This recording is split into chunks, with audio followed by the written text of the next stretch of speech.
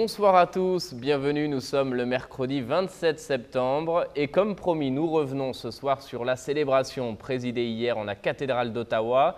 C'était une messe très solennelle présidée par l'archevêque Monseigneur Prendergast, à ses côtés les cardinaux et puis les évêques du Canada.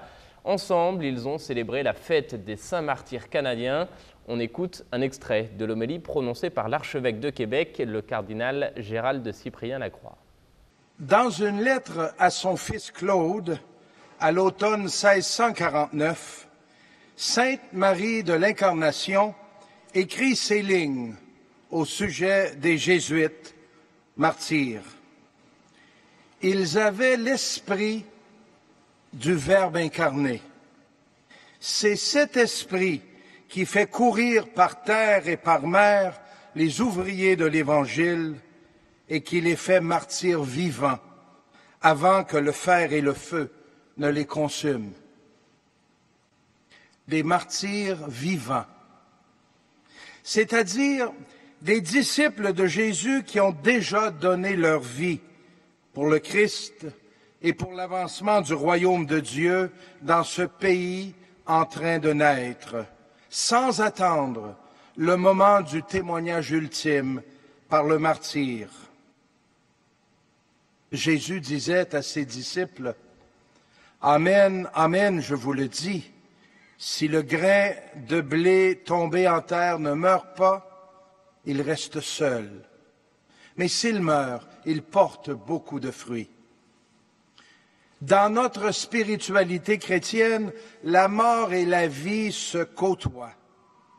Et la mort n'a pas eu le dernier mot, car le Christ est ressuscité au troisième jour. Le mystère pascal est le cœur de notre foi, la fondation sur laquelle est bâtie toute notre vie.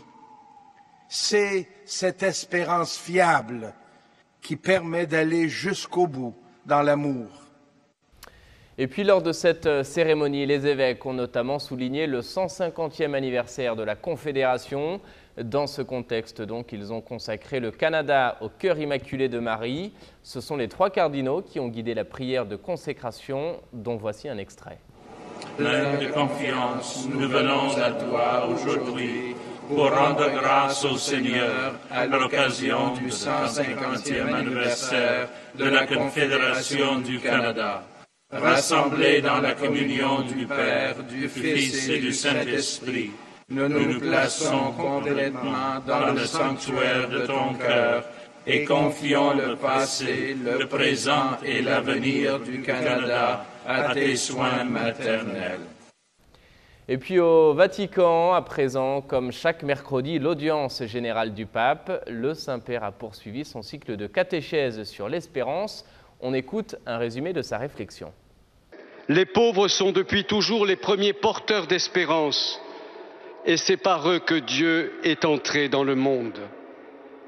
Car ils sont riches de cette volonté de changement, ce qui n'est pas le cas de celui qui, ayant tout reçu de la vie, est souvent condamné à ne plus rien désirer. Avoir le cœur vide est le pire obstacle à l'espérance. Dans la tradition chrétienne, c'est la tentation dite du démon de midi, ou encore l'ascédie, qui rend les journées ennuyeuses et monotones. Or, Dieu nous a créés pour la joie et le bonheur.